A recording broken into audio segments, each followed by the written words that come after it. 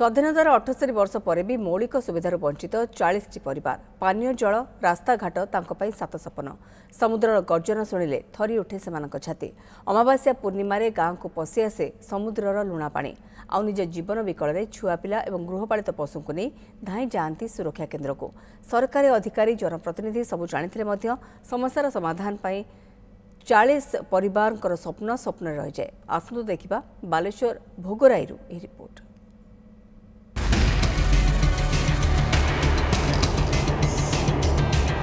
समस्या घेर बालेश्वर भोगराई ब्लॉक स्वाधीनतार दीर्घ वर्ष पर भी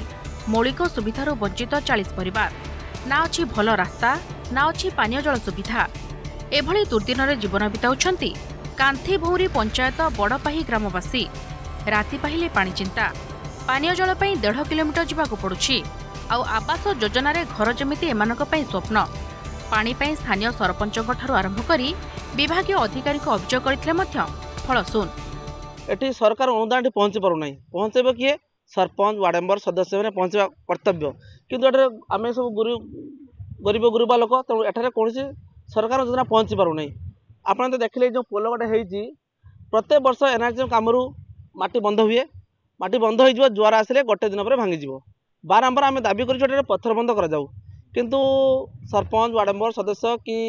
जो प्रशासन विभाग अच्छा कुछ कथा शुणुना। बंगोपसागर समुद्र कूल अवस्थित ही गाँ उच्च जुआर आसिले गाँ भीतर को समुद्र पानी पशि आसे एथिपाई एक स्विच गेट निर्माण सहित माटी पकाई एक बंध करा जायतिला। हेले 2020 रे बात्या अम्फान तार तांडव रचिथिबा बेले समुद्र जुआर रे बंध भांगी जायतिला आउ जुआर रे पोल भांगिबा परे सेमानक दुर्दशा बढ़ी चलीछि। समुद्र पानी जोगु एकर एकर चाष जमी नष्ट हेबा सह भୟରେ दिन काटुछंती ग्रामवासी। सरपंच को कहला को कहले कौन सी ये नहीं बिल पास हो नहीं हम बारंबार कही सारे छुआ मैंने स्कूल एरी जाई पारुनी तो कौन सी प्रकार एटी गोरु गाई मनस यातायात करि पारुनी 40-50 घर परिवार जाई पारुनी कने जल बुड़ी जाउछ एकदम एटी 100-150 चासी चाष कर वर्ष चाष कर पारे लुणा बुड़ीला अमावास्या पूर्णिमा हेले पूरा पानी बुड़ी जो रास्ता पाख धरी जीव एटी घर भी 4-5 परिवार घर अच्छी प्रत्येक अमावास्या घर द्वार पाख जल जाऊँगी बारंबार कहवा सत्वे भी एटा पोल कम करना यहीथर भी आमर पल्ली सभा जे है सरपंच प्रतिनिधि कहले जे सीटा गोटे पोलटा कम करूँ तो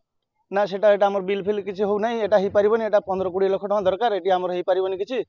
एसुआ कहले कि हेनी अव्यवस्था रही आज भी उपकूलवासी समुद्र गर्जन शुणिले छाती थरी उठुछि भांगी पोल हंतसंत होउछंती 40 रु ऊर्ध्व परिवार तेबे सरकार एमानंक दुख केबे शुणुछंती ताहाको अपेक्षा। बालेश्वर भोगराई जगन्नाथ गिरी न्यूज 7।